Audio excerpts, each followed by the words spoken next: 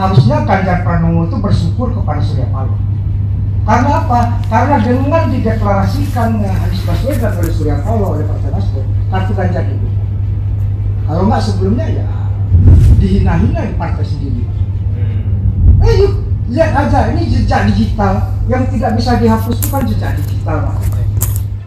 Apesnya Nasdem, Surya Paloh membelot ke Ganjar. Ketika Ganjar dihajar habis-habisan PDIP, Ganjar tetap setia, Nasdem malah blunder.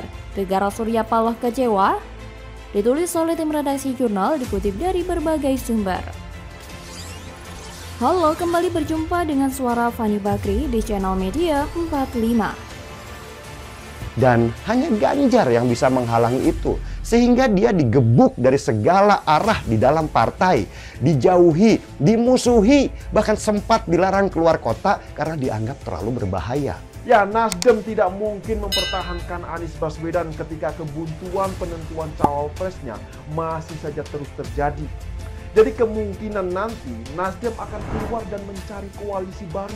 Bahkan yang menarik, di saat banyak partai tahu kalau Ganjar sedang dihajar habis-habisan oleh partainya sendiri, beberapa partai berusaha menariknya keluar. Nasdem yang pertama yang mencoba melamar Ganjar.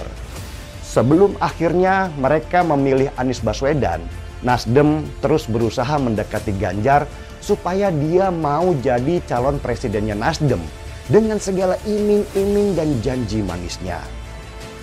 Ganjar dengan segala perlakuan buruk di dalam partainya tetap bertahan, menolak semua tawaran dari Nasdem. Pak Said Abdullah menyatakan bahwa bisa ada kemungkinan Pak Ganjar dengan Pak Anies bergabung. Semua kemungkinan selalu ada. Apalagi ini kan masih dinamis, masih cair. Tapi sampai hari ini kita tetap konsisten mencapreskan Pak Anies sebagai calon presiden. Pegiat media sosial Denny Siregar membahas tentang pencapresan Ganjar Pranowo yang tidak berjalan dengan lancar. Karena sejumlah elit PDIP lebih condong pada Ketua DPP PDIP Puan Maharani. Seperti Ketua Umum DPP PDIP Jawa Tengah Bambang Wuryanto alias Bambang Pacul dan anggota Komisi 3 DPR fraksi PDIP Trimedia Panjaitan yang tampak berusaha menyingkirkan Ganjar Pranowo dari internal. Sehingga Puan Maharani bisa maju sebagai Capres 2024. Tetapi menariknya, Ganjar menerima itu semua tanpa berusaha menjelek-jelekkan partainya. Namun yang lebih menarik dari respon Ganjar yaitu respon partai lain yang malah berusaha menariknya keluar dari PDIP. Salah satunya Nasdem yang malah menawarkannya menjadi capres sebelum memilih Anies Baswedan. Denny mengatakan Nasdem melakukan segala upaya untuk membuat Ganjar bergabung dengan partainya. Namun Gubernur Jawa Tengah itu tetap kokoh memilih PDIP meski dihajar habis-habisan. Ganjar menyatakan kesetiaannya sebagai kader PDI Perjuangan seperti yang selama ini ditunjukkan oleh Gubernur Jawa Tengah itu. Bagi seorang loyalis partai seperti Ganjar, juga FX Rudi dan Jokowi, rasanya mereka sampai kapanpun gak akan pindah ke partai lain, sekalipun tak selalu keputusan sang ketum PDIP membuat mereka nyaman atau terhindar dari rasa kecewa. Hanya pernyataan tersirat Ganjar bahwa tak ada partai yang lebih baik dari PDIP seharusnya cukup untuk membuat partai lain tahu diri kalau mereka mau mencoba ikutan meminang Ganjar sebagai capres. Jangan kayak Nasdemnya Surya Paloh yang mendadak menyatakan Ganjar sebagai salah satu calon yang akan diusung, meski akhirnya lebih memilih Anies untuk diusung secara sembrono. Sebenarnya Partai Nasdem lebih tertarik dengan Ganjar, sedangkan Anies adalah plan B atau capres cadangan jika Ganjar menolak. Intinya ada kesan Nasdem mengarep kepada Ganjar. Anies dijadikan sebagai faktor urgensi. Makanya Ganjar seolah terus dipancing dan digoda agar keluar dari PDIP. Ini namanya politik sambil menyelam minum air. Mengajak Ganjar bergabung sehingga suara besar dari dukungan terhadap Ganjar akan berpindah ke Nasdem, sekaligus bisa menurunkan dukungan terhadap PDIP. Kalau orang biasa saja bisa menebak arah pancingan ini, maka PDIP jauh lebih mampu menebak ini. Dan PDIP rasanya bukan partai yang bodoh-bodoh amat. Sebenarnya ini kurang etis, terkesan ingin menyerobot kader partai lain demi kepentingan partai sendiri. Tapi namanya Nasdem sudah kebelet jadi partai penguasa, apapun akan dilakukan, meskipun harus mendapat karma buruk. Dan benar saja, ketika Ganjar menolak pinangan Nasdem, Nasdem mendapat karma buruk, yaitu Anies. Elektabilitasnya diharapkan bisa menyelamatkan Nasdem, tapi ternyata malah jeblok dua-duanya. Belum lagi AHY datang ngerecokin rencana Surya Paloh yang ngebet banget pengen jadi cawapres Anies Ferguson, padahal tidak potensial sama sekali. Segala cara pun dilakukan oleh AHY agar dirinya dipilih jadi wakil Anies. Mulai dari mengantar jemput ex-gubernur 212 itu naik haji, menanyakan kepada Nasdem kalau dirinya yang ditunjuk jadi cawapres Anies, apakah partai dengan slogan Gerakan Perubahan tersebut akan pergi, hingga baliho yang bergambar dirinya dan Anies bertebaran di mana-mana di wilayah DKI Jakarta. Hal inilah yang kemudian bikin Nasdem pusing 7 keliling memikirkannya, alias lagi galau tingkat dewa. Politik ini memang seru tapi menggemaskan. Ada yang diharapkan tapi harus korbankan yang lain. Sejauh ini gangguan di Pilpres 2024 masih berkutat di Anies dan AHY. Dua orang ini sudah sangat kebelet jadi pemimpin. Apapun bakal dilakukan jika dirasa perlu. Bagaimana kalau menurut Anda? Ya karena setelah Nasdem mendeklarasikan Anies sebagai capresnya, secara survei ternyata malah semakin turun. Di semua lembaga survei, suara Nasdem itu konsisten turun. Bukannya untung malah buntung, Anies tak lagi lakukan safari politik. Kantong oligarki lagi kering, Anies tak laku dijual. Ditulis oleh tim redaksi jurnal dikutip dari berbagai sumber. Halo, kembali berjumpa dengan suara Fani Bakri di channel Jurnal 45. Meski sayangnya, Nasdem juga pinter. Dia nggak mau tuh dijadikan sapi perah oleh Demokrat dan PKS. Yang dilakukan Nasdem hanya mengeluarkan biaya-biaya safari politik yang menguntungkan elektabilitas partainya saja, tanpa pernah melibatkan Demokrat dan PKS. Tapi ternyata kawan, roadshow itu tidak menaikkan elektabilitas Anies Baswedan. Apalah artinya menang jadi capres atau cawapres tapi di Senayan suaranya nggak ada. Mereka nggak mau, semua partai berpikir seperti itu, termasuk Nasdem sendiri. Tapi salah langkah yang dilakukan oleh Nasdem ini yang mendeklarasikan Anies secara terburu-buru itu kemudian nampaknya memang harus dibayar mahal dan kemudian masyarakat akan menghukumnya gitu ke depan tahun 2024 nanti.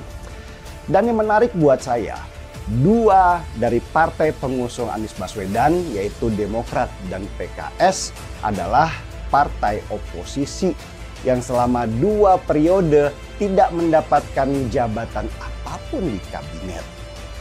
Jadi bisa dibilang dalam sisi finansial itu mereka sedang kekeringan. Nasdem yang selama ini ada di posisi pemerintahan mengajak Demokrat dan PKS untuk bergabung. Maka itu seperti oase buat Demokrat dan PKS yang memang sedang kehausan. Atau malah kita bareng-bareng meyakini nih, Anies saat ini bisa jadi sedang belajar jadi budak oligarki itu. Nah, melihat Anies main presiden-presidenan, turun dari pesawat jet, lalu disalamin oleh juru parkir pesawat. Kelihatan happy banget. Ya kita tentu maklum ya, memang itu yang dicari Anies sejak dulu kayaknya sih. Menikmati suasana sebagai pejabat atau calon pejabat. Beda seperti kebanyakan para pelayan rakyat. Justru menikmati ketika membersamai rakyat, kerja buat rakyat, bukan buat oligarki. Apalagi dari ketiga partai pengusung Anies Baswedan itu hanya Partai Nasdem yang selama ini ikut koalisi. Sedangkan Demokrat dan PKS selama 10 tahun ini menjadi oposisi. Sehingga mereka sama sekali tidak bisa menguasai kebijakan apapun. Cadangan kas mereka kering. Dan mereka bergantung pada para bohir. Atau seperti yang disebut Fahri Hamzah adalah para bandar.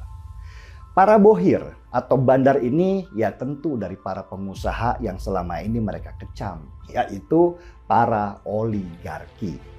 Pegiat media sosial Denny Siregar secara telak menyentil calon presiden dari Koalisi Perubahan untuk Persatuan atau KPP, Anies Baswedan. yang mana tidak lagi melakukan safari politik dengan Partai Nasdem. Anies Baswedan memang sering melakukan safari politik ke berbagai daerah. Tapi belakangan ia sudah tak terlihat kompak lagi dengan Nasdem untuk melakukan safari politik. Apakah ini ada kemungkinan oligarki sedang rugi bandar? Lewat akun Twitter pribadinya, Denny Siregar awalnya mempertanyakan bahwa ia jarang melihat Anies dan Nasdem membuat kerumunan massa atau safari politik. Menurutnya, hal itu karena kantong Nasdem sudah kering, atau dengan kata lain Nasdem sudah kehabisan modal untuk membuat safari politik atau menjual Anies. Seperti diketahui, setelah resmi diusung capres oleh Nasdem, Anies langsung diarak ke berbagai daerah dengan menumpang pesawat jet pribadi saat melakukan safari politik. Bahkan, harga sewa jet pribadi yang ditumpangi Anies 2 jamnya ada yang bilang 570 juta rupiah. Kalau 3 hari, berapa miliar tuh? Selain itu, Anies juga membuat kerumunan dengan iming-iming mobil, motor, kulkas, bahkan paket umroh, yang mana jika dikalkulasi juga habis ratusan juta. Maka wajar jika Anies saat ini jarang sekali terlihat melakukan safari politik dan membuat acara dengan mengumpulkan massa yang banyak. Karena ada kemungkinan para oligarki pendukung Anies sudah kering kantongnya. Mereka sudah capek mendukung Anies, bukannya untung malah buntung. Udah keluar duit banyak tapi elektabilitasnya malah anjlok parah. Bahkan tingkat kesukaan publik terhadap Anies terus anjlok sampai 68%, turun jauh dari sebelumnya 73%. Sedangkan yang paling tinggi adalah Ganjar Pranowo dengan angka 82% dan Prabowo 80%. Apa yang Anies tanam semasa menjadi gubernur DKI akhirnya sudah masuk musim panen. Intinya publik makin tidak suka dengan Anies karena reputasinya sebagai ahli merangkai kata sudah terkenal di seluruh Indonesia. Ditambah lagi dengan cap politik identitas yang sudah melekat kuat seperti lem. Anies mau menyesal pun mungkin sudah tidak bisa lagi. Warga DKI tidak akan lupa dengan janji Anies di mana warga akan punya rumah sendiri. Tapi semua itu ternyata tipu-tipu supaya warga terpesona dengan Anies lalu memilih dia sebagai gubernur DKI. Warga DKI tidak akan pernah melupakan demo-demo munafik berkedok bela agama, tapi disusupi dengan politik identitas untuk menyerang lawan politik Anies. Anies merangkul kelompok seperti itu tanpa merasa bersalah, apalagi minta maaf. Kalau ada yang tidak suka atau bahkan banyak yang benci dengan Anies, itu memang pantas buat Anies. Pemimpin yang berani menjual janji yang tak bisa ditepati adalah pemimpin yang tak layak dipercaya.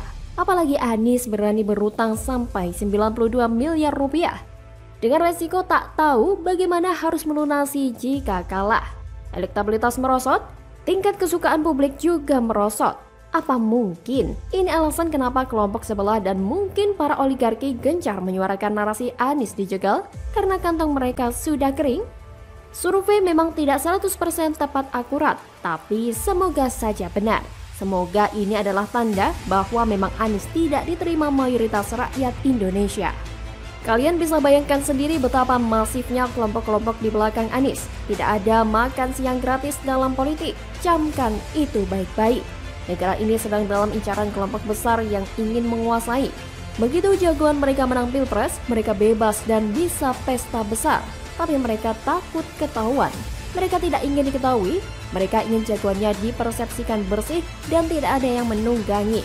Begitu menang pilpres, ujung-ujungnya bakal ketahuan. Mirip dengan skenario Pilkada DKI Jakarta. Seiring berjalannya waktu, satu persatu, bau busuk mulai tercium. Kelebihan bayar, banyak proyek tak jelas dan boros. Formula E. Boros artinya dermawan. Kelebihan bayar adalah dermawan. Dermawan ke siapa? Silakan tanya ke Anies saja. Dia bisa jawab, tapi mungkin tak akan mau jawab. Bagaimana kalau menurut Anda?